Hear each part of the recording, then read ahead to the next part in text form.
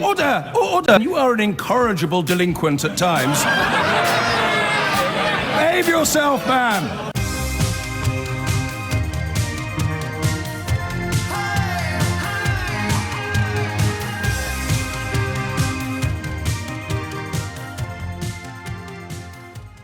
Let's kick on with Brexit. I'm not. Are we going to do the beeping? I'm not going to do the beeping. It was in the trail. We had fun with it yesterday. In a nutshell, Boris Johnson reportedly used the F word to describe his attitude to business when he was asked by European Union diplomats what he felt about all of the warnings now mounting up regarding uncertainty and Brexit and business. His response apparently was F word business. And we had some fun with it yesterday. But after the programme, I wondered whether we actually called that wrong. Whether or not we'd fallen into a sort of Boris Johnson-shaped trap where we try and turn everything into a joke or we laugh stuff off. I wondered whether actually what we should have done yesterday was sharpen our cudgels and go after the so-called Foreign Secretary with some of the vitriol and vigour that we've employed previously. I'm 50-50 on that one, actually. So what I'll do is hedge my bets by being more grown up today and avoiding, at least that's the plan at the moment, avoiding the more childish interventions. Because it's not just Boris Johnson. Jeremy Hunt, of course, who, like Sajid Javid and Gavin Williamson and a few other people, is no doubt trying to burnish his leadership credentials, which means he has to push his Brexiter position, such is the nature of the modern Conservative Party. Jeremy Hunt this weekend essentially told Airbus and I think BMW to be quiet. Imagine, go back 3 years, right? Whatever your politics, whatever your Brexit, go back 3 years and imagine senior Conservative cabinet ministers saying that we should completely ignore what the men and women running Airbus, Siemens, BMW and sundry other companies have to say about our economic situation and our business future.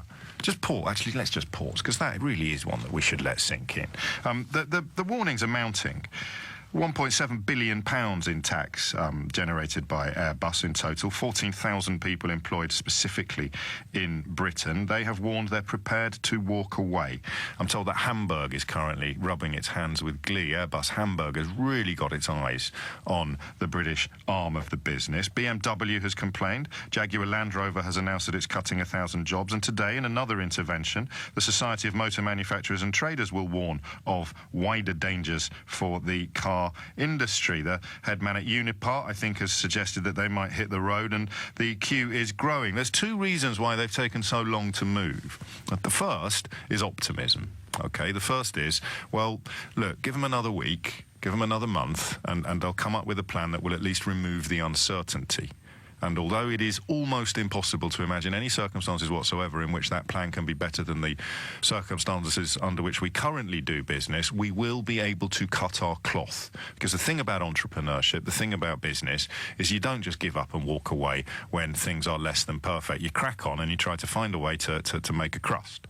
So that's reason number one why businesses have taken so long to hit the alarm button, because they were just hoping something would come along. And now they're hitting the alarm button because it hasn't, and the uncertainty increases every single hour of every single day.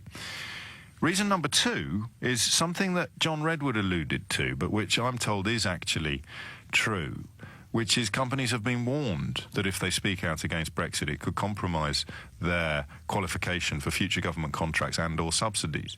So, and if you look at how much of the private sector now has fingers in public sector pies, that really assumes a slightly sinister undertone, doesn't it? Overtone or undertone? What's the difference between an overtone and an undertone?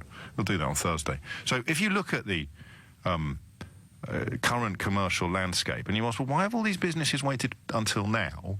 I think they're the only two answers. Number one, because they were really, really hoping that something would come along that assuaged their concerns and therefore deprived them of the need to voice their concerns. Number two, they were worried that by getting into the government's bad books, they could fall foul of, you know, cuts to corporation tax apply across the board, but there's subsidies to open factories and there's inducements and enhancements galore to be had from Downing Street numbers 10 and 11. And I think it's almost impossible not to believe that those frighteners might have been put on some of these businesses. And don't forget, where BMW leads, Nissan will inevitably follow. So I expect a domino effect in the coming days. And that's what I don't get. That's what I don't get. Jeremy Hunt, OK, wants to be leader of the Conservative Party and ergo Prime Minister, but the wealth creators, those of us who lean ever so slightly to the left, we've always been told that we have to bow down in front of the wealth creators.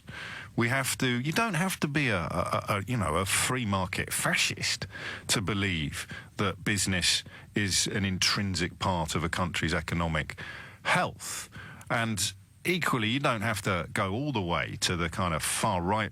I'm talking about commerce now, not racism. The very, very right-wing position of thinking that businesses should be free to do whatever they want and the state should put no restrictions whatsoever on a business's ability to enhance and increase profits. A slight danger of the kind of Donald Trump school of commercial intervention and business, if you like. But I, as someone who leans slightly to the left, especially on social issues rather than perhaps economic ones, I don't understand how the Conservative Party, even when viewed through the distorting lens of Brexit, and has there ever been a more distorting lens than Brexit, how can the Conservative Party have ended up in a place where they're telling the most influential and important business people in Britain to shut up?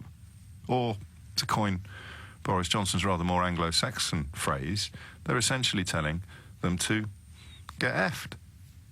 And I, in many ways, I'd like to hear your answer from... Well, actually, no, I don't have a particular preference on who answers this question. I'd like everybody to have a go at answering it.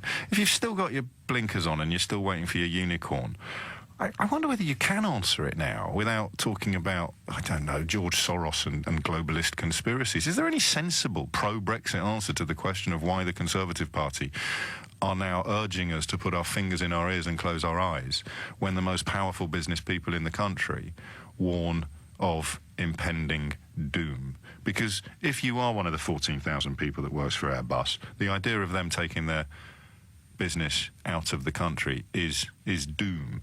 If you work in the car parts supply business at any level of that chain, the idea of any border checks means your business is over. That's doom. That's not gloom. Well, it is gloom, but it's mostly doom. How do you keep that balloon inflated on a day like today? Is it by sticking your fingers in your ears and closing your eyes? Because I can't see what the alternative is. One big corporation has been told by civil servants, according to Rachel Sylvester in The Times today, that Whitehall is now bracing for a no-deal outcome to Brexit negotiations. And the source says you're going to start seeing a growing number of announcements from financial institutions that they have taken steps to shift activity, personnel or capital to Europe because they can't afford to wait any longer to see what the shape of Brexit is. And it will only get worse. How have we ended up in this place? I'll take any answer you've got. I say that not on every subject, because on some subjects I'm not that interested in hearing the really obvious, lazy and almost always wrong answers. But on this one, I don't know that there is a right or wrong answer. Right, if you had to name a political truism of the last 40 years, okay, 30 of which I describe myself as being at least vaguely politically engaged, you had to name a political truism of the last 30 years, it would be that the Conservative Party is the party of business. And now they're telling business, the polite cabinet ministers are telling business to shut up, and the rather less polite cabinet ministers are telling business to get effed. How has this happened? 0345 6060 973. I've got phone lines free. Fill your boots. It's 10:16. How precisely, or indeed imprecisely, do you think the party of business has become the party whose senior cabinet ministers tell business to be quiet, in the case of Jeremy Hunt, or rather more fruity language in the case of Boris McCavity Johnson? Monish is in Hounslow. Monish, what would you like to say? Hello there. Yeah, I'm kind of surprised and not surprised, because I think it's very hypocritical of the government now to turn around and quieten these businesses down and tell them to shut up, otherwise they'll be blacklisted. And well, that's not the focus of the question. That's certainly something which I believe has happened. But the focus of the question is not the warning to blacklist them. It's simply just to tell them to shut up, to be quiet, to tell the British public that they shouldn't listen to the head of BMW when they are contemplating the future of the car industry. They shouldn't listen to the head of Airbus parts when they're contemplating the future of the aerospace industry. They shouldn't listen to the head of Unipart when they're contemplating the future of the motor parts industry. That's what I want to get my head around. How have they ended up in that place? They're telling us to not listen and telling business to be quiet. Well, it's kind of ironic because they never listened to the industry in the beginning when the warning signs were there. And, you know, they just blew it all apart and said they know better than the rest, and now they're faced in the situation. Well, no, Theresa May and Jeremy Hunt didn't, did they? I mean, this is the thing I find oddest about the current psychodrama that the country's undergoing, is that the people who knew that the business warnings were correct during the actual campaign, but who are now trying to steer the Brexit ship, are now saying the polar opposite. That's why your phrase, I'm surprised but not surprised, is so powerful. It kind of sums up 2018, to be honest with you. It does. It really begs the question of, do they really know what they're doing? Because it's like, they're so hypocritical, and if this is what they're saying now to the businesses, it just begs the question, what lies did they feed us before the Brexit to encourage the Brexit to happen? So, well, not even lies. It was more I mean, there were plenty of lies, I think, but whether they were... That's the problem with a lie is conscious, a mistake or a misunderstanding is accidental. So let's not even say lie today, because I would like to hear from people... No, fair enough. But look, like I said to your researcher, a lie or not a lie, I believe that if you get something wrong, admit you get it wrong, pick up the pieces and rectify it, but you don't go along with the lie and exaggerate it and cover it up. That's not the right thing to do. So answer number one to the question is... acknowledging what business is saying now would involve saying that they were right all along, and that's too big a psychological U-turn for these people to undertake at the moment, and too damaging and embarrassing for them. But it's the right thing to do. So I'd imagine that you've got to wake up in the morning one day and make that drastic move to say, you know what, I got it wrong. Yes. Let's change it. Let's make it better. Yes. Okay. I mean that makes sense. I'm interested in the political expediency as well as the psychological problems. Manish, I'm cracking on only because I've got a very busy switchboard. I'd like to speak to as many people as possible, especially when I've spent far too long banging on in my introduction. Ian's in Leeds. Ian, what have we got? It seems to me that Brexit has reached almost like a cult-like status. I mean, that C-U-L-T yes. Status. And, you know, that's how they are saying when you're in a So it's heresy. It's heresy then. So head of BMW says, as the head of BMW, I'd like to share my thoughts on what I think the current political situation is going to do to the commercial viability of my company. And they say, heretic, heretic, burn him. Look, at the end of the day, I'm not going to tell you how to do your job, because you know your job. Well, no, everybody else does. Well, but similarly, BMW, you know their business better than Jeremy Hunt. Airbus know their business better than Boris Johnson. And I'll put any amount of money on that fact. And yet they're telling them that, they're essentially wrong and that they should keep their mouths shut. You know, businesses will do SWOT analyses all the time. You know, they will work out their strengths, weaknesses, opportunities, threats. And as far as Airbus, Siemens, BMW and others are concerned, Brexit, especially a no-deal Brexit, is a major threat to them. And businesses will speak out all the time about whether it could be the price of the raw materials, it could be profit warnings, and so on and so on. They speak out. But with Brexit, we've reached this topsy-turvy position where they have to keep their mouth shut, even if it's something that's going to affect their bottom line and their employees. And they've now reached a position where they felt they can't keep their mouth shut any longer, because any hope of a unicorn coming down the rails has obviously disappeared. Unicorn's not fair, because these are proper business people. Any hope of a deal that wasn't too damaging coming down the rails appears to be disappearing over the horizon. And similarly, there's not going to be any government contracts worth having if we come out with no deal. So they're not even frightened about the frighteners anymore. Exactly, and these are companies that are often in markets where there are small margins, and any disruption could mean not even breaking even, but making a loss. They're not just warning. They're not just warning about that. They're warning that they might have to leave. They might simply not be able to do business if any form of border check is introduced. Well, you know what? Obviously, on the 23rd of this month, on last Saturday, there was an anti-Brexit march in London. Or a pro-second referendum march, if you wanted to be a little bit more pedantic. Well, yeah, put it that way, yeah. Pro-people's vote, not even a second referendum. Yeah, that's it, people's vote march, yeah, that's the accurate description. There was a much smaller pro-Brexit march. Yes. And there was a woman who was interviewed, who was asked on that march, I think it was on Channel 4 News, and she was asked about Airbus leaving the country. And her response was, bye then. Yeah, au revoir. My favourite response was, I'd never heard of Airbus. I always fly Ryanair from Stansted, so we'll be fine if they do go. Not realising that Airbus makes planes. 25 minutes after 10. Ian, thank you. I stress that if you think that there is a positive response, a kind of a reason, plausible and reasonable, why senior Conservative cabinet ministers are now telling business at best to be quiet and at worst to, you know what Boris Johnson said. I don't need to repeat it. Give me an analysis of that, a positive analysis that lends itself to the truth, because I would really, as ever on the programme, I would really like one. Amar is in Birmingham. Amar, what would you like to say? Hello there, James. Hello. I'd just like to say I think it's complete arrogance and stubbornness from this government just to kind of keep up with their political agenda, which obviously is Brexit at the moment. But what does that even mean anymore? Because how can the political agenda consciously involve crucifying British businesses?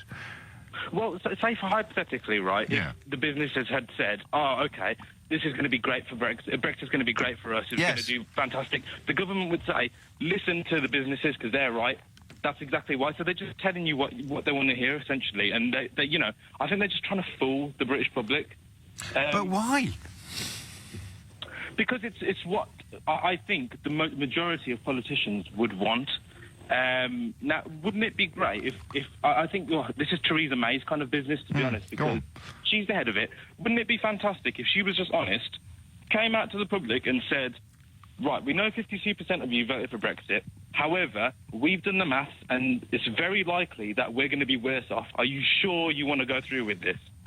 But instead, even though she was a Remainer, they still carry on. But they aren't. No, I mean, in Theresa May's defence, I think that has been floated. The idea, because people now tell me that people who told me 2 years ago that we would sail off into the seven seas in a shiny new vessel and everything would be absolutely brilliant. Exactly the same people now tell me that no, they knew all along that there would be. They like to say short-term economic harm. They pretend that they knew all along there was going to be short-term economic harm. They can't tell you how short the term is or when they change their mind completely. But there is, I think, an argument abroad that people know they're going to be hit economically and they're still cool with it because of, you know, fish and sovereignty and blue passports. Well, which I think is that just baffles me, to be honest. So what do you think's in Jeremy Hunt's head? And that's not a question I should really ask anybody ever, but when he, you know, he's run a business himself. I think it was educational supplies rather than something that would involve supply chains. But there might have been some supply chains involved. Anybody with any understanding at all of supply chains, except the Wetherspoons bloke, but everybody else on the public stage seems to recognise that no deal would be really, really, really, really, really bad. Which means that Jeremy Hunt and Theresa May must know that. Boris Johnson must know that. What's in it for them if it goes ahead? It's classic British politics, to be honest. Nothing is ever evidence-based, is it? In this country, it doesn't seem that way anyway. So we have all these experts saying these things, and nobody seems to listen to them. And I can't understand it myself. I can't get my head around it. No, I honestly can't. Nor can I. But your accent makes me homesick, Amal. So it's nice that you got on today. 29 minutes after 10 is the time. You're listening to James O'Brien on LBC. How did the party of business, and you know me, I'm a great believer that business needs checks and balances upon its freedom to ride roughshod over the rights of workers and inflate the pockets of shareholders to unimaginable proportions. I passionately believe that the best relationship between capital and the workforce is a balance. I don't go all the way full Marxist, and I certainly don't go all the way full free marketeer. I think people should be free to make fortunes while simultaneously treating the workforce with dignity and respect and paying them I wouldn't quite say as much as they can afford, but rather than the current climate, which seems to be paying them as little as they can get away with. So how has the party that traditionally supports and is supported by business ended up, via Brexit, in a place where they are telling specifically on television the biggest business leaders in the country to shut up? Or, of course, in the words of the Defence Secretary Gavin Williamson when addressing the threat of Vladimir Putin, shut up and go away. We will, of course, be moving on to defence, I think, a little later in the programme, because for the first time in my adult life, I think I really want a massive army. So, I mean, it's a fairly bleak analysis, but if you... What's the prize? And we've mocked people who answer that question by talking about fish, and we have mocked people who answer that question by talking about the colour of their passport, and we have mocked people who answer that question by displaying complete ignorance of what the word sovereignty means. And I make no apology for that, because there comes a point where you realise that your rational arguments have cut no mustard whatsoever, and then it is just time to laugh at people. So, fish passport sovereignty. But all of the people who are selling the fish passport sovereignty argument, they are not traditionally stupid people. They own funds. They are opening new funds in Dublin. They have interesting relationships with very shady and powerful people. They appear quite often to prioritise the making of money above the health of their nation's economy. They, if some of yesterday's reporting is to be believed, they even saw the referendum vote as an opportunity to fill their already jangling pocket. So what's the prize for them? They don't care about fish or the colour of their passport, because they're international business people. They're almost stateless. They go where the money goes. What's in it for them? Why would they be encouraging us not to listen to the head of Siemens or the head of BMW or the head of Unipart or the head of the Port of Dover? What's in it for them? And all I've got, and this is Occam's razor, all I've got is, well, they want a world. First of all, if we come out with no deal, anyone who's shorted the pound is going to have the mother of all payouts, right? Because if you think the crash was bad when the referendum result dropped, the crash, if we come out with no deal, is going to be so loud you'll be able to hear it from space. So if you've already taken a position on the pound, and I listen, this is very thin ice for me, because it's not my field of expertise, despite my London School of Economics background. If you've already taken out a position on the pound, then you really, really, really want a no-deal Brexit. You really, really want a hard Brexit, because you will be cashing in on a huge scale, and then you can just use your Maltese or your German passport and then swan off into the sunset with your pockets full of moolah. So there's that argument, which the Bloomberg reporting yesterday certainly floated as a very real possibility. And then you've got the other one, which is business that stays here, lower wages, lower taxes, and, lower wages for the poor, lower taxes for the rich, and lower protections for the workers. Now, who does that suit? It certainly doesn't suit 52% of the country. How on earth do you convince the people who are going to get lower wages and lower protections to vote for something that's been driven entirely by people who are seeking lower taxes for themselves? Answer: doff cap, tug forelock, vote Rees-Mogg. But for the billionth time since June the 23rd, 2016, I would love you to ring me and prove definitively and categorically that I've got this all wrong. Seriously. I'll send you a postal order. Renault is in Dunstable. Renault, what would you like to say? Okay, it's Renault, James. Well, they just put on the screen, say it like the car. It's Renault, like Burt Reynolds, but no S. My apologies. Can I call you Bert? You certainly can. Carry on, Reynolds. What would you like to say? All right. By the way, James, please don't stop doing what you're doing. You're the only hope that Britain has. No, that's Obi-Wan Kenobi. That's you, in fact. Anyway, all right. I strongly feel that they're following the lead of Donald Trump in bullying people and thinking only of themselves and their party. They don't care what they say as long as they keep Corbyn out. That's all they're after. Well, I mean, that's not a violently insane position. A lot of people are very worried about the prospect of a Jeremy Corbyn premiership. So it's got to be a bit more than that, hasn't it? I don't think so. I think that's all. So hanging on to power at all costs. And at the moment, the constitution of the Conservative Party is such that if she even wobbled in the direction of what almost all big businesses are saying, then she'd be overthrown. And that would increase the chances of a general election and a possible Jeremy Corbyn victory. I think if she wobbles and falls, then all the scales will fall off of everyone's eyes, and they will see wondering how on earth did we get in this position. So Jeremy Hunt calculates that if we start admitting that business have got a point, then the wheels start wobbling, and if the wheels come off, the likelihood of a Labour government increases. And people like me, who really are in a complete rock and a hard place, in the interest of political balance, it's like asking me to choose a favourite child, to ask me to choose who I'd rather not or rather see in government. But for the Conservatives, of course, and for Labour, it's all about their own side. It's all about promoting themselves. It's only about the party. That's all it is. And they don't care what happens to Britain. Britain can just fall off the edge of a cliff. They don't care as long as they keep their seats. But they won't, though, will they? If the business people are right, and by business people I mean pretty much all of them except the bloke that runs Wetherspoons, if they're right, then they won't keep their seats, will they? But this is why the whole no, but thing they will, doesn't make because sense. Corbyn isn't trying to stop Brexit, so they'll be fighting on a level playing field where both parties share equal responsibility for the failure to prevent a hard Brexit. Yes. You are right. No, you are right. And that's all I've got to say before I get nervous and start waffling. It's never held me back. Reynolds, have a lovely day. You'll always be Bert to me. James is in Hazelmere. James, what would you like to say? Hi. Well, it just seems to me the Boris's comment, the F Brexit thing, was the clearest. F business, mate, not F Brexit. That'll be the day. Sorry, yeah.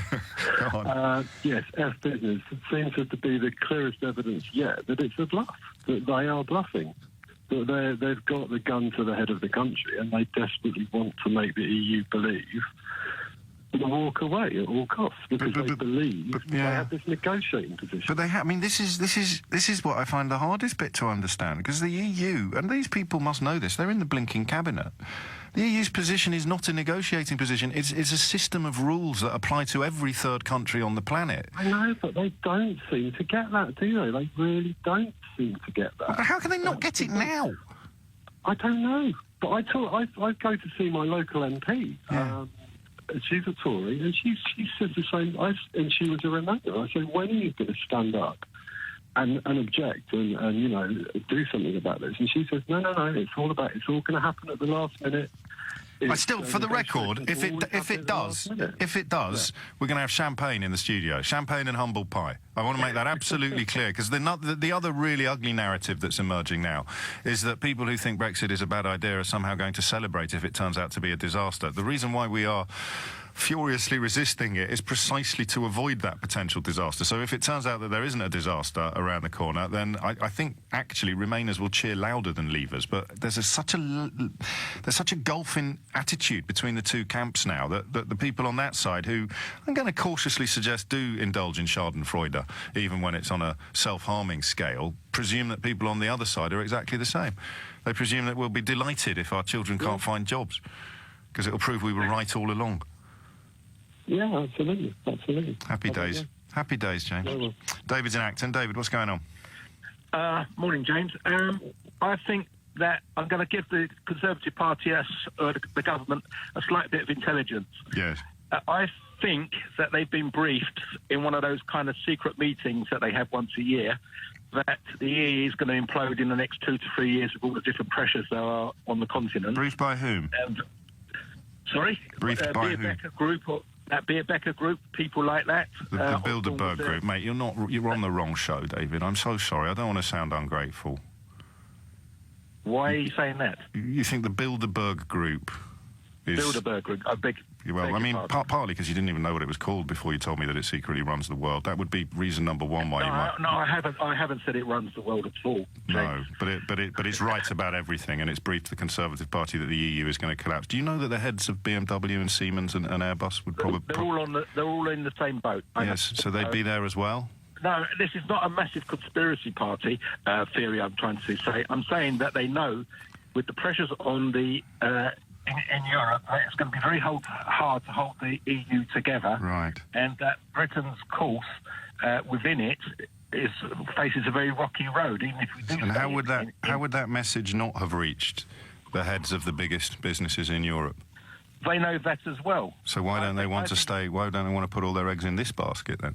because they have to answer to their shareholders at the moment. Right. So the shareholders don't know the truth. Only the bosses and the politicians do. They do know it, but it's a question of holding public opinion. Right. And I think this is what they're trying to do: hold public opinion, unsuccessfully, obviously, but they're trying to hold public opinion. That's to give the Conservatives an intelligent answer.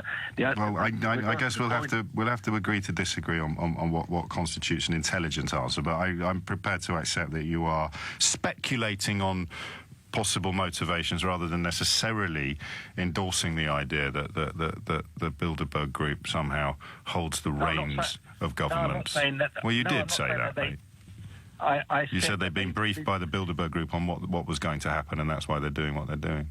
No, I'm trying to suggest that people like the Bilderberg Group and people who contribute to their think tanks probably brief the Conservative Party or the government of what's likely to happen in the near future, and it is playing out. Well, except it isn't, but that's again something we can agree to disagree on. And just for the record, in the course of that phone call, we used up every single mention of the Bilderberg Group that we permit ourselves on this programme annually, OK? So just to make that absolutely clear. I'll be lizards next. If you held a gun to my head, I would struggle to choose between 3 films as my all-time favourite. The first would be Bill and Ted. Well, 4, actually, because the sequel's as good as the original. Withnell and I, OK? If, probably the least known of the 4. Bill and Ted's Excellent Adventure and Bill and Ted's Bogus Journey. There is a line in Withnell and I, which Richard E. Grant, playing Withnell, delivers, I think, possibly into the mirror, as he realises that his acting career is going in a direction that he didn't want it to go in. He says, "It is the most devastating moment in a young man's life when he quite reasonably says to himself, 'I shall never play the Dane.' It is at that moment that all ambition ceases to exist." It's a terrible realisation for Withnell. Now, the Observer journalist Carol Cadwallader and her colleague on The Guardian, Amelia Gentleman, have put me in a similar position this year, because I've realised that none of the glittering prizes of journalism will ever fall into my lap, because I have neither the patience, the dedication, nor the talent to pursue stories for months and months and months in the face of scepticism, derision and dismissal. Those are the kind of skills you need to win, as Amelia Gentleman did last week, the Paul Foot Prize, pipping at the post the aforementioned Carol Cadwallader, which is why I'm delighted to tell you that last night Carol picked up the Orwell Prize for Journalism, which is, arguably the most prestigious journalism award in this country. And I just thought we'd take a moment this morning to congratulate her. Carol, did you win it for chasing unicorns? Oh gosh, that's it. Apparently, I must have. I suppose I don't know what to say. Unicorns do exist, and they roam among us. How did you? Let's just actually start with how you felt when they announced it, because I know that you're a very generous person, and I know that you admire Amelia's work on the Windrush story as much as I do. But you must have felt a little bit peeved when you didn't get the Paul Foot one from Private Eye last month. Oh, Amelia made such a sort of touching speech, and it's a story that sort of touched so many lives that actually, I felt quite emotional actually as she gave that last week. So she's similarly, I know that she's had a kind of tough journey and has been really struggled with it and is still struggling with it and is overwhelmed. And we just had a couple of moments of kind of going like, how long has it been going on, and how are you feeling? And it's just been such an extraordinary experience, James, and it just has been so difficult. It is so difficult publishing these kinds of stories, and it is so difficult keeping going. Well, and it is so difficult getting them passed legally, and it's so difficult, dealing with the fallout, the legal fallout, when people start, swing round and accuse you of crimes. I was late to the ceremony yesterday because I had this very serious telephone conversation with our lawyer, which was, quite sort of sobering. And it doesn't, even if things are made up, they sort of, assume a reality. Of course they do, and the stress is more or less constant. The scepticism as well from some members of our own profession has been quite unpleasant at times. So just for their benefit, in your own words, what investigative journalism did you win the Orwell Prize for last night? Well, it was all last year's work, really, which was that sort of going through from the first story I did about Robert Mercer and Cambridge Analytica in February through to like the bigger expose of Cambridge Analytica in May, through to the kind of connections of the Leave campaign to Russia and, you know, multiple overspending scandals. So it's just been chip away, but there's just so much of it. So you're still chipping. I mean, I'm kind of like that. I was so delighted. Yesterday I was in a sort of like, I was sort of ecstatic and furious all at the same time, because that was that amazing article which came out on Bloomberg about Nigel Farage moving the markets. Yes, I should stress that Nigel furiously denies any of the allegations contained within that article. Of course Nigel furiously denies, and if only he would answer some questions I put to him sometime, then, you know, I would welcome his denials in person. But the thing is that has been in plain sight for 2 years. We've kind of known the essential facts of that for 2 years. They sort of, you know, you read the books and they sort of own up to what went on and, you know, the millions that were made. But it's kind of, and then this piece where it really went and dug down and got the details and exposed this incredible scam. Alleged Incredible scam. Alleged. So you're talking about other people's work, and if you'll allow me, that's so typical of you. It's linked. It's all linked, but they didn't get the prize. You got the prize last night. Just will you accept the congratulations and then No, better late than never. Then better late than never. Better late than never. Because there's so much to do. Well, then let me keep you no longer. Get back to work this minute. Thanks, James. Seriously, thanks for your support. Congratulations. Well, you've always got a platform here. You've always got a platform here, even if oddly you get hung up on elsewhere on the station. 10:55 is the time. You're listening to James O'Brien on LBC, where we congratulate Carol Cadwallader. We cover ourselves in shame. Did I really say it was Withnell rather than Uncle Monty that did the "I shall never play the Dane" line? I tried to do Uncle Monty's voice. Very badly, I grant you. I'm no Richard Griffiths, but it was. You're quite right. It's funny the stuff you point out when I make mistakes. I've sat here all morning saying, tell me if I've got anything wrong about my Brexit analysis.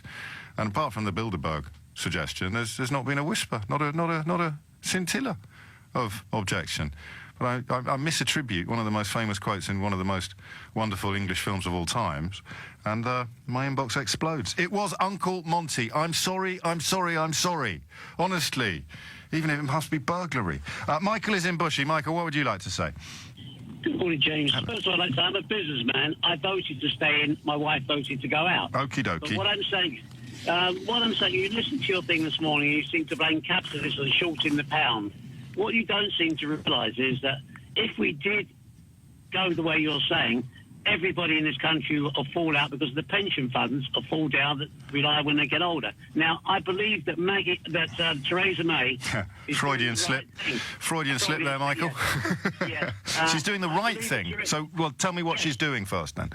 Well, basically, if you're playing poker, you're playing cards with somebody, you never tell on your hand. But they've shown us their hand. They're showing us there, and we're going to play hard to get. Now, I agree, we've got to get some sort of solution. But they don't know. The way it works, very simply, is that there are established and published rules that the European Union is constitutionally bound by, and they have explained repeatedly and publicly what those rules are, and then they ask the British government to explain how they're going to accommodate those rules, and the British government so far has come up with nothing. So you're still, despite the fact that the heads of BMW, and I appreciate you're in business, but the heads of BMW, Siemens, Unipar, pretty much everybody except the bloke that runs Wetherspoons, they've all said that we don't have it. They have to show us the cards now. If they don't show us the cards now, we are absolutely up the Swanee, and you're still thinking that's the right analogy. Are you telling me that BMW, Mercedes and all these people are going to refuse to sell their cars to England? You know, No, Michael, you must listen, my friend. I'm telling you what they are saying. That's what they're saying, and that's allegedly what they're saying by the press. It's not allegedly what they're saying. The press conferences have been filmed. You can watch them yourself.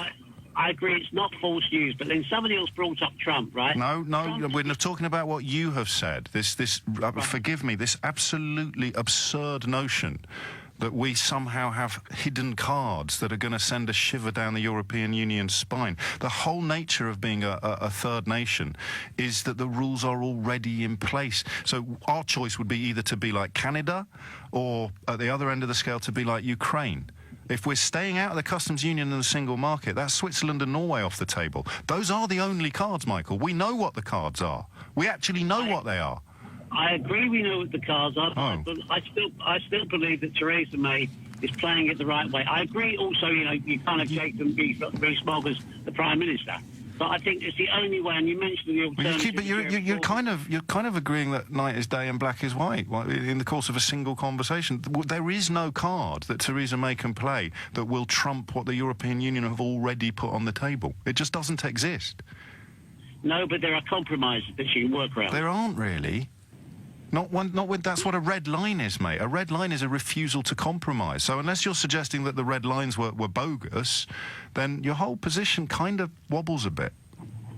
It might wobble a bit, but I was being polite. It falls apart, Michael, like a cheap suit, and we both know it.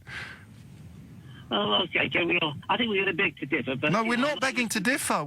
I'm saying things that are just true, and you're saying yes, but maybe, hopefully, something else. I'm hoping, yes. Yeah, exactly. And there's nothing wrong with hope. It's the hope that gets you, you know. The despair I can cope with, Michael. It's the hope that gets you in the end. You know, just one other thing on Trump, and I know you want to talk about. He's the only politician that actually does what he said when he did in his campaign. What's he done that he said he was going to do? Well, he said he was going to build a border. Has he built a wall? He hasn't built it yet. Right, so what's he done that he said he was going to do? He's bringing in protective things to protect the American steel industry. He's doing what? He's trying to bring in the tariffs. Keep it tariffs. And yeah, you've seen that Harley Davidson is moving production out of America as a result of the tariff battle. Yes, I saw that in today's paper. Did he say that was going to happen in the election? No, he didn't. Right, so it's the wall that hasn't been built yet, and the tariffs that are seeing American manufacturers move out of America. I'm not a fan of Trump. Don't come on and tell me he's the only politician that delivers in his what he said he was going to deliver in his campaign. Did he say anything about becoming the world's child catcher in chief? Can you remember him saying that during the campaign? No. No, me neither.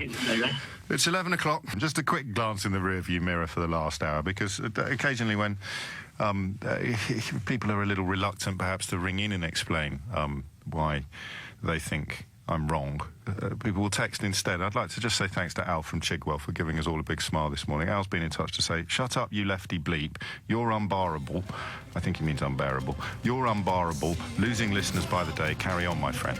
See, the thing is, Al, it's either shut up, you lefty bleep, or it's carry on, my friend. But what I like about your text is it kind of sums up Brexiters.